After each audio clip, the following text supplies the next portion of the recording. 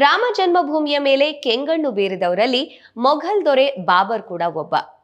ಆತ ಅಯೋಧ್ಯೆಯ ದೇವಾಲಯಕ್ಕೆ ದಾಂಗುಡಿ ಇಟ್ಟಾಗ ಅವನ ಮುಖ್ಯ ಉದ್ದೇಶ ನಮ್ಮ ಧಾರ್ಮಿಕ ನಂಬಿಕೆಯ ಬುಡಕ್ಕೆ ಬೆಂಕಿ ಇಡೋದು. ಆದ್ರೆ ನಮ್ಮ ನಂಬಿಕೆ, ಶ್ರದ್ಧೆ, ಭಕ್ತಿ ಬರೀ ಮೂರ್ತಿಯಲ್ಲದೆ ಪ್ರತಿಯೊಬ್ಬ ಹಿಂದುವಿನ ನರನಾಡಿಗಳಲ್ಲಿ ಬೆರೆತು ಹೋಗಿದೆ ಅನ್ನೋ ವಿಷಯ ಅವನಿಗೆ ಪ್ರಾಯಶಃ ಗೊತ್ತಿರಲಿಲ್ಲ. ಅದಕ್ಕೆ ಮತ್ತೆ ಮತ್ತೆ ದೇವಾಲಯಗಳನ್ನ ಕೆಡವುತ್ತಲೇ ಹೋದ್ರೂ ನಮ್ಮ ಪೂರ್ವಜರ ಶ್ರಮದಿಂದ ಇಂದಿಗೂ ಅವು ಜೀವಂತವಾಗಿವೆ. ಅಂದಿನಿಂದ ಇಂದಿನವರೆಗಿನ ಹಾದಿ ಹೇಗಿತ್ತು ಅಂತ ತಿಳ್ಕೊಳ್ಳೋ ಕುತೂಹಲ ಇದ್ರೆ ಈ ವರದಿ ನೋಡಿ. ಮೊಟ್ಟ ಮೊದಲ ಬಾರಿಗೆ ರಾಮಲಲ್ಲಾನ ದೇವಸ್ಥಾನ ದಾಳಿಗೊಳಗಾಗಿದ್ದು ಬಾಬರ್ನ ಕಾಲದಲ್ಲಿ. ಆದರೆ 1226ರಲ್ಲೇ ಅಂದಿನ ದೆಹಲಿ ಸುಲ್ತಾನರ ಆಳ್ವಿಕೆಯಲ್ಲಿ ಅವಧ್ ಪ್ರಾಂತ್ಯದ ರಾಜಧಾನಿಯಾಗಿದ್ದ ಅಯೋಧ್ಯೆಯಲ್ಲಿ ನಡೆಯುತ್ತಿದ್ದ ಅರಾಜಕತೆಗೇನು ಕಡಿಮೆ ಇರಲಿಲ್ಲ. ರಾಮ ಜನ್ಮಭೂಮಿಗೆ ಕಾಲಿಡಬೇಕಾದ್ರೆ ಅತಿ ಹೆಚ್ಚಿನ ಸುಂಕ ಭರಿಸಬೇಕಾಗ್ತಿತ್ತಂತೆ. ಬಾಬರ್ ದರ್ಬಾರಿನ ದಾಖಲೆಗಳ ಪ್ರಕಾರ ಆತನ ಬಂಟ ಅಬ್ಬಾಸ್ ಮೂಷಾ ಆಶಿಖಾನ್ ಕಲಂದರ್ ದೇವಾಲಯದ ಮೇಲೆ ದಾಳಿ ಮಾಡಿದ್ದು ಅಲ್ಲದೆ ಅದನ್ನ ಧ್ವಂಸವನ್ನೂ ಮಾಡಿದ. ಸಾಲದಕ್ಕೆ ಒಡೆದು ಚೂರಾದ ಅಲ್ಲಿನ ವಸ್ತುಗಳನ್ನೇ ಬಳಸಿ ಮಸೀದಿಯನ್ನ ನಿರ್ಮಿಸಲಾಯಿತು. ಇಷ್ಟಕ್ಕೆ ನಿಲ್ಲದ ಈ ಅನ್ಯಾಯ ಅದರ ಪರಾಕಾಷ್ಠೆ ತಲುಪಿದ್ದು ಬಾಬರ್ ಬಂಟನಾದ ಮೀರ್ ಬಾಂಕಿ ಶ್ರೀರಾಮನ ದೇವಸ್ಥಾನದ ಉಳಿವಿಗಾಗಿ ಹೋರಾಡುತ್ತಿದ್ದ ಸುಮಾರು 2 ಲಕ್ಷ ಜನರನ್ನ ಬರ್ಬರವಾಗಿ ಹತ್ಯೆಗೈದಾಗ. ಬಾರಾಬಂಕಿ ಗೆಜೆಟಿಯರ್ನಲ್ಲಿ ಸಿಕ್ಕ ವಾಲ್ಟರ್ ಹ್ಯಾಮಿಲ್ಟನ್ರ ವರದಿಯ ಪ್ರಕಾರ ಹಿಂದೂಗಳ ರಕ್ತದಿಂದ ತೊಯ್ದ ಲಾಹೋರಿನ ಕಲ್ಲುಗಳಿಂದ ಮಸೀದಿಯನ್ನ ಕಟ್ಟಲಾಯ್ತಂತೆ. ಇಂಥ ಘೋರತೆ ಎದುರಿಸಿದ್ರೂ ಹಿಂದೂಗಳು ಜಗ್ಗಲಿಲ್ಲ. ಬದಲಾಗಿ ಇನ್ನಷ್ಟು ಕೆಚ್ಚೆದೆಯಿಂದ ಹೋರಾಟಕ್ಕಿಳಿದು ಬಿಟ್ಟಿದ್ರು.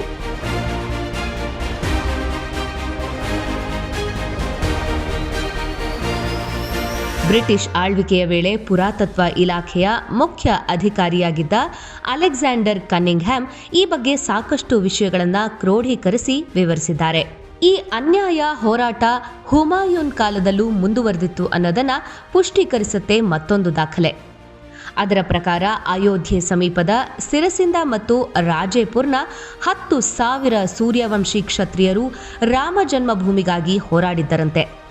ಜೊತೆಗೆ ದೇವಾಲಯದ ಸುತ್ತಮುತ್ತಲಿದ್ದ ಮೊಘಲ್ ಕಲಾಕೃತಿಗಳ ಜೊತೆಗೆ ಬಾಬ್ರಿ ಮಸೀದಿಯ ದ್ವಾರವನ್ನು ನಾಶ ಮಾಡಿದ್ರು. ಆದರೆ ದುರ್ದೈವವಶಾತ್ ಮೊಘಲ್ ಸೇನೆ ಇವರನ್ನ ಸೋಲಿಸಿದ್ದು ಅಲ್ಲದೆ ಅವರ ಊರುಗಳನ್ನು ನಾಶ ಮಾಡಿಬಿಟ್ಟಿತು.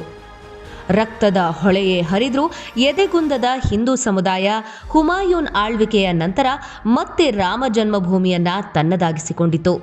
ನಂತರದ ಸರದಿ ಅಕ್ಬರನದ್ದು. ಈ ಬಾರಿ ಸೆಟೆದು ನಿಂತ ಹಿಂದೂಗಳು ಮಸೀದಿಯ ಎದುರಿಗೆ ದೇವಾಲಯಕ್ಕಾಗಿ ಒಂದು ವೇದಿಕೆ ನಿರ್ಮಿಸಿಬಿಟ್ರು. ಅಕ್ಬರ್ ದರ್ಬಾರಿನ ದಾಖಲೆಯಾದ ಐನಾಯೆ ಅಕ್ಬರಿಯ ಪ್ರಕಾರ ರಾಜ ಬೀರ್ಬಲ್ ಮತ್ತು ರಾಜ ತೋಡರ್ಮಲ್ ಅಕ್ಬರ್ನನ್ನ ಓಲೈಸಿ ವೇದಿಕೆಯ ಮೇಲೆ ಶ್ರೀರಾಮನ ಮೂರ್ತಿ ಇರುವ ಪುಟ್ಟ ದೇವಾಲಯ ನಿರ್ಮಿಸಲು ಅನುಮತಿ ಪಡೆದರು. ಇದು ಅಕ್ಬರನ ಮಗ ನೂರುದ್ದೀನ್ ಜಹಂಗೀರ್ ಮತ್ತು ಆತನ ಮಗ ಶಹಾಬುದ್ದೀನ್ ಶಹಜಹಾನ್ ಕಾಲಕ್ಕೂ ಮುಂದುವರೆದಿದ್ದು ಮಾತ್ರ ಅಚ್ಚರಿಯ ವಿಷಯವೇ. ಆದರೆ ಇದಕ್ಕೆ ತಡೆ ಬಿದ್ದಿದ್ದು ನಂತರದ ರಾಜ ಔರಂಗಜೇಬನ ಬಂಟ ಜಾಬಾಸ್ ಖಾನ್ ಅಯೋಧ್ಯೆಯ ಮೇಲೆ ದಾಳಿ ಮಾಡಿದಾಗ. ಈ ಕುರಿತ ಸುಳಿವು ಮೊದಲೇ ಸಿಕ್ಕಿಬಿಟ್ಟಿದ್ದರಿಂದ ಹಿಂದೂಗಳು ಸುತ್ತಮುತ್ತಲ ಹಳ್ಳಿಗರ ಬೆಂಬಲದಿಂದ ಪೂಜಿತ ದೇವರ ವಿಗ್ರಹಗಳು ಮತ್ತಿತರ ವಸ್ತುಗಳನ್ನು ಸುರಕ್ಷಿತ ಸ್ಥಳಗಳಿಗೆ ಸಾಗಿಸಿಬಿಟ್ಟಿದ್ರು. ಅಯೋಧ್ಯೆಯ ಅಹಲ್ಯ ಘಾಟಿನ ಪರಶುರಾಮ ಮಠದ ಸ್ವಾಮಿಗಳಾದ ಸಮರ್ಥ ರಾಮದಾಸರ ಶಿಷ್ಯ ವೈಷ್ಣವದಾಸರು ತಮ್ಮ 10,000 ಸಾಧುಗಳ ಪಡೆಯೊಂದಿಗೆ ಊರ್ವಶಿ ಕುಂಡದಲ್ಲಿ ಜಾಬಾಸ್ ಖಾನನನ್ನ ತಡೆಯಲು ನಿಂತುಬಿಟ್ರು. ಸೋತು ಮಣ್ಣು ಮುಕ್ಕಿದ ಔರಂಗಜೇಬನ ಪಡೆ ಮತ್ತೆ 1664ರಲ್ಲಿ ದಾಳಿ ಮಾಡಿತು. ಈ ವೇಳೆ 10,000 ಹಿಂದೂಗಳ ಮಾರಣ ಹೋಮಗೈದ ದುಷ್ಟರು ದೇವಾಲಯದ ಪಶ್ಚಿಮಕ್ಕಿದ್ದ ಬಾವಿಯಲ್ಲೇ ಆ ದೇಹಗಳನ್ನು ಸುರಿದು ದೇವಾಲಯವಿದ್ದ ವೇದಿಕೆಯನ್ನ ಹಾಳುಗೆಡವಿದರು.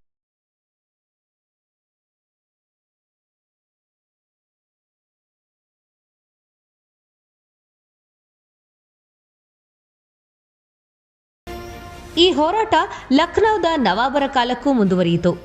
ನವಾಬ್ ನಸರುದ್ದೀನ್ ಹೈದರ್ ಆಳ್ವಿಕೆಯ ವೇಳೆ ಒಟ್ಟಾದ ಹಿಂದೂ ರಾಜರುಗಳು ಹನುಮಾನ್ಗಢದಲ್ಲಿ 8 ದಿನಗಳ ಯುದ್ಧದಲ್ಲಿ ಗೆದ್ದರು.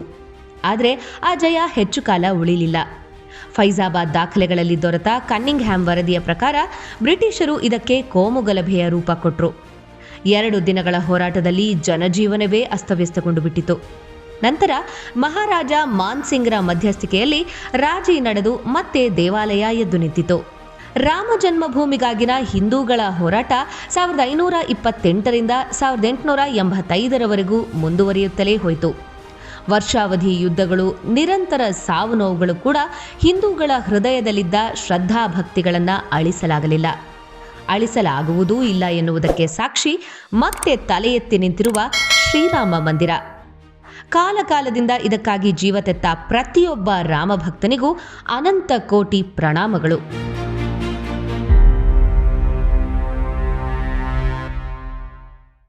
ಮುನ್ನೂರು ವರ್ಷಗಳು ಮೊಘಲ್ ಸಾಮ್ರಾಜ್ಯ ಸರ್ವಾಧಿಕಾರ ನಡೆಸಿದ್ರು ಅಯೋಧ್ಯೆಯಲ್ಲಿ ಶ್ರೀರಾಮ ಜನ್ಮಭೂಮಿ ತನ್ನತನವನ್ನ ಉಳಿಸಿಕೊಂಡಿತ್ತು, ಇಂದಿಗೂ ಉಳಿಸಿಕೊಂಡಿದೆ.